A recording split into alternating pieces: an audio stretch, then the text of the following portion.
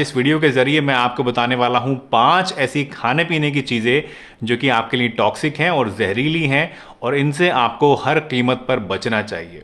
तो चलिए बिना किसी देरी के इस वीडियो को शुरू करते हैं और जानते हैं इन 5 चीज़ों के बारे में पूरी डिटेल से। दोस्तों, सबसे पहली चीज़ जो आपके लिए टॉक्सिक है और जिससे आपको बचना चाहिए वो है ग्रीन पोटैटो यानी कि हरा आलू। दोस्तों, जो हरे आलू होते हैं अक्सर आपने देखा होगा बहुत सारे आलू या तो पूरे ही हरे होते हैं या फिर उनका एक पार्ट हरा हो जाता है। जो पार्ट आलू का हरा हो जाता है दोस्तों, उसके अंदर 2 चीज़ें पाई जाती हैं। एक होता है क्लोरोफिल जो कि एक पिगमेंट होता है जो उसको हरा बना देता है, और दूसरी चीज़ होती है सोलेनेस। क्लोरोफिल तो एक नॉन हार्मफुल चीज़ है, उसका कोई नुकसान नहीं है, आराम से आप उसे खा सकते हैं। लेकिन जो सोलेनेस है बेसिकली ये एक न्यूरोटॉक्सिक होता है जो कि हमारे लिए जहर का काम करता है। अगर आप सोलेनेस को ज़्यादा क्वांटिटी में इंजेस्ट कर लेते हैं तो उसकी वजह से कुछ लक्षण आपके अंदर आ सकते हैं, जिसमें से कि headache, nausea, vomiting, internal bleeding, paralysis या एक्सट्रीम केसेस में कोमा और डेथ भी हो सकती है।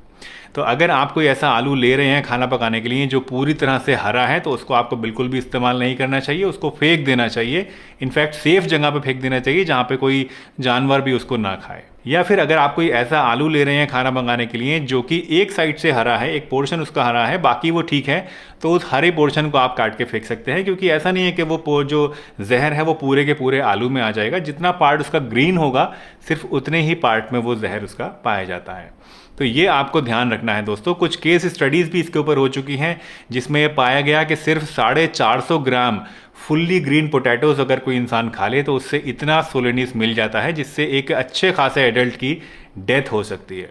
तो ग्रीन पोटैटो यानी हरे आलू से आपको हर कीमत पे बचना चाहिए और इसको बिल्कुल भी इस्तेमाल नहीं करना चाहिए। दूसरी चीज़ जो कि आपके लिए टॉक्सिक हो सकती है वो है नटमेग यानी कि जायफल।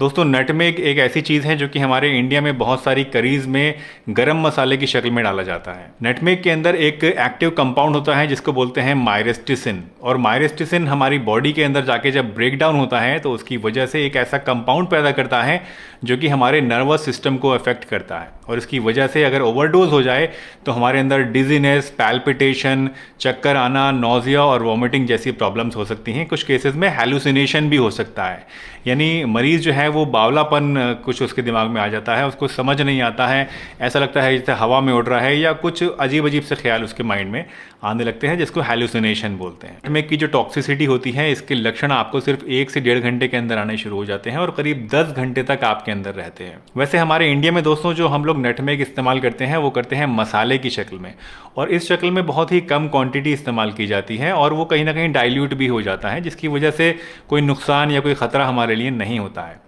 लेकिन अगर आप नटमेग को एज ए मेडिसिन इस्तेमाल करते हैं, क्योंकि बहुत सारी आयुर्वेदिक मेडिसिन में या बहुत से सप्लीमेंट्स में या बहुत से घरेलू नुस्खों में भी नटमेग का इस्तेमाल किया जाता है, तो ऐसी शक्ल में आपको ज़्यादा सतर्क रहने की ज़रूरत है। आपको इस बात को मेक श्योर करने की ज़रूरत है कि जो नटमेग आप ले रहे हैं उसकी ओवरडोज आपके अंदर ना हो जाए। अगर आप नटमेग का कोई सप्लीमेंट इस्तेमाल करते हैं तो कोशिश करिए कि जो रिकमेंडेड डोजेज है, जो उस ब्रांड का, उस मैन्युफैक्चरर का रिकमेंडेड डोजेज है, उससे ज़्यादा आप ना लें। या फिर अगर आपके डॉक्टर ने आपको कोई नुस्खा बताया है या किसी तरह से आप इसको इस्तेमाल कर रहे हैं तो कोशिश करिए कि जो रिकमेंडेड डोजेज है उससे ऊपर आप इसको ना लें। अगर आप इसको विद इन रिकमेंडेशन लेंगे तो इससे आपको कोई नुकसान नहीं है, लेकिन अगर आप गलती से या जानबूझ के इसको ज़्यादा ले लेते हैं तो ये आपके लिए जानलेवा भी हो सकता है। तो तीसरी टॉक्सिक चीज़ जो आपको नहीं खानी चाहिए वो है बिटर आमंड्स यानी कि कड़वे बादाम। मार्केट में 2 तरह के बादाम मिलते हैं, एक होते हैं स्वीट आमंड्स और एक होते हैं बिटर आमंड्स। आमतौर पे जो ग्रोसरी स्टोर्स में मिलते हैं वो स्वीट आमंड्स ही होते हैं जो कि पूरी तरह से सेफ होते हैं, कोई नुकसान इनका नहीं होता है। लेकिन कभी कभी क्या होता है, इन स्वीट आमंड्स के साथ साथ बिटर आमंड्स भी मिक्स कर दिए जाते हैं और बिटर आमंड्स टॉक्सिक होते हैं। बिटर आमंड्स के अंदर एक टॉक्सिक सब्सटेंस पाया जाता है जिसको बोलते हैं हाइड्रोजन साइनाइड, और साइनाइड जैसा कि आप जानते हैं दुनिया का सबसे खतरनाक पॉइजन होता है। इसकी थोड़ी सी भी क्वांटिटी हमारी मौत के लिए काफ़ी होती है। बिटर आमंड्स की टॉक्सिसिटी को जांचने के लिए कुछ केस स्टडीज़ भी हो चुकी हैं जिसमें ये पता चला कि 6 से लेके 10 बादाम भी अगर आप खा लें कड़वे तो वो आपके अंदर सीरियस पॉइजनिंग होने के लिए काफ़ी होते हैं। और अगर इससे ज़्यादा आप खा लें, 20 बादाम खा लें, 25, 30, 50 बादाम अगर आप खा लें तो इससे आपको इतनी ज़्यादा टॉक्सिसिटी हो जाती है कि इससे डेथ भी हो सकती है। इसलिए आपको हमेशा कोशिश करनी चाहिए कि अगर थोड़ा सा भी कड़वा बादाम है तो उसको आपको नहीं खाना है, और हमेशा अच्छी क्वालिटी का, अच्छे ब्रांड का और अच्छे स्टोर से स्वीट आलमंड्स लेने हैं जिसमें कड़वे बादामों की मिलावट ना हो। चौथी टॉक्सिक चीज़ जो कि आपको इस्तेमाल नहीं करनी चाहिए वो है under cooked red kidney beans, यानी ऐसी राजमा जो कि पूरी तरह से पकी नहीं हो। राजमा के अंदर लेक्टिन होता है दोस्तों, और लेक्टिन अकॉर्डिंग टू एफडीए एक टॉक्सिक सब्सटेंस है जो कि हमारे अंदर बहुत सारे अलग अलग तरह के टॉक्सिक लक्षण पैदा कर सकता है, जिनमें से कि बहुत ही कॉमन है एब्डोमिनल पेन, नोजिया और वॉमिटिंग, और एक्सट्रीम केसेस में डेथ। दोस्तों लेक्टिन जो कि राजमा के अंदर पाया जाता है ये पकने के बाद पूरी तरह से ख़त्म हो जाता है। तो आमतौर पे जो हम राजमा को पकाते हैं तेज़ आंच पे, तो उसकी वजह से ये सब्सटेंस ख़त्म हो जाता है और हमें कोई नुकसान नहीं होता है। लेकिन अगर किसी कारण से राजमा पूरी तरह से नहीं पक पा रही है या कच्ची ही हम उसे खा लेते हैं तो उसकी वजह से बहुत सारे सीरियस साइड इफ़ेक्ट्स हमारे अंदर देखे जा सकते हैं। कुछ केस स्टडीज़ हो चुकी हैं राजमा के ऊपर जिसमें पाया गया कि सिर्फ 5 से 6 दाने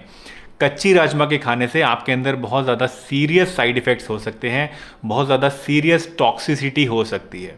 तो इसलिए जब भी आप राजमा को पकाते हैं कोशिश करिए पहले उसको 1 से 2 घंटे के लिए पानी में आप भिगो दीजिए, और उसके बाद तेज़ आंच में उसको तब तक पकाइए जब तक वो पूरी तरह से गल ना जाए, पूरी तरह से खाने लायक ना हो जाए। इनफैक्ट कुछ स्टडीज़ में तो ये भी पाया गया कि अगर आप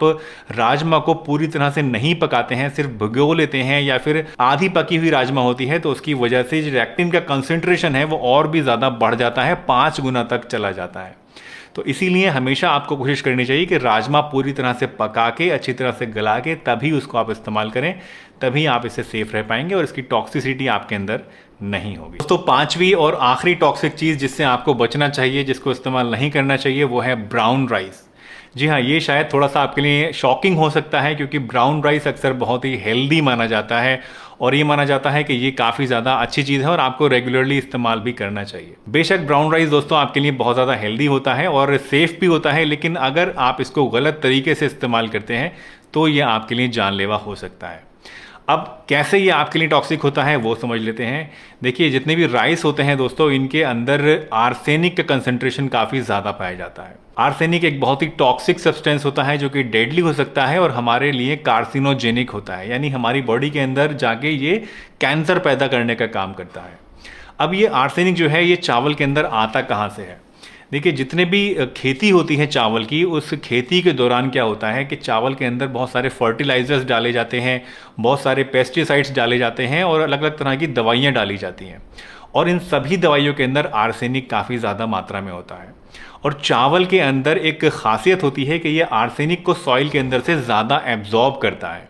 क्योंकि वैसे तो ये जितनी भी पेस्टिसाइड्स हैं ये सभी चीज़ों में डलते हैं, सभी अनाजों में डलते हैं, लेकिन क्योंकि चावल के अंदर कैपेसिटी ज़्यादा होती है इसको एब्जॉर्ब करने की, तो इसी कारण से चावल के अंदर आर्सेनिक का कंसंट्रेशन जो है वो बढ़ जाता है। अब क्या होता है कि जब हम चावल को इस्तेमाल करते हैं तो ये आर्सेनिक धीरे धीरे हमारी बॉडी के अंदर एक्यूमुलेट होना शुरू हो जाता है। आर्सेनिक के अंदर एक खासियत होती है दोस्तों कि अगर आप इसको थोड़ी थोड़ी क्वांटिटी में भी लेते रहेंगे तो ये हमारी बॉडी के अंदर जाके एक्यूमुलेट होता रहता है, जमा होता रहता है, और धीरे धीरे over the period of time जब इसका कंसंट्रेशन बढ़ता है तो तब ये हमारे अंदर टॉक्सिसिटी पैदा करता है या कैंसर पैदा करने का कारण बनता है। अब अगर हम कंपेयर करें ब्राउन राइस को और वाइट राइस को दोस्तों, तो ब्राउन राइस के अंदर जो आर्सेनिक का कंसंट्रेशन होता है वो वाइट राइस के मुकाबले में ज़्यादा होता है, क्योंकि जो वाइट राइस होता है ये प्रोसेस्ड होता है और प्रोसेसिंग के दौरान जो आर्सेनिक का कंसंट्रेशन है वो उसमें से कम हो जाता है। अब आप ये सवाल पूछेंगे कि अगर आपको चावल इस्तेमाल करने हैं तो उसको सेफ़ली आप कैसे इस्तेमाल कर सकते हैं? तो बहुत ही आसान है दोस्तों, अगर आप चावल को सेफ़ली इस्तेमाल करना चाहते हैं तो सबसे पहली चीज़ जो आपको करनी है वो ये कि आपको साफ़ पीने के पानी से, ऐसा पानी जो बिल्कुल पूरी तरह से प्योर है, उस पानी से आपको चावल को कम से कम 4-5 बार, 8-10 बार, जितनी बार भी आप धो सकें उसको अच्छी तरह से आप कुचल कुचल के, मसल के और अच्छी तरह से धो लीजिए। इस धोने से क्या होता है कि जो आर्सेनिक है वो वाटर के साथ फ्लश आउट हो जाता है। दूसरी चीज़ जो आपको करनी है वो ये कि चावल पकाने से पहले आपको करीब करीब आधा या 1 घंटा चावल को पानी में भिगो के रखना है, और भिगोने के बाद जो पानी उसका होता है उसको पकाने से पहले उस पानी को भी आपको चेंज कर लेना है। तो इससे भी जो आर्सेनिक है वो काफ़ी ज़्यादा कम हो जाता है चावल के अंदर। बस ये 2 ऐसी प्रिकॉशंस हैं जो अगर आप रेगुलरली कर लें, और आमतौर पे हमारे इंडिया में जो खाने बनाने का तरीका है उसमें ये चीज़ें शायद फॉलो होती भी हैं, तो इसको अगर आप रेगुलरली फॉलो करेंगे तो उससे आपके वो जो आर्सेनिक की टॉक्सिसिटी होने का खतरा है वो काफ़ी ज़्यादा कम हो जाता है और आप चावल को बिना किसी परेशानी के इस्तेमाल कर सकते हैं। दोस्तों, मुझे उम्मीद है ये वीडियो आपको ज़रूर पसंद आई होगी और इस वीडियो से आपने आज कुछ ना कुछ नया भी ज़रूर सीखा होगा।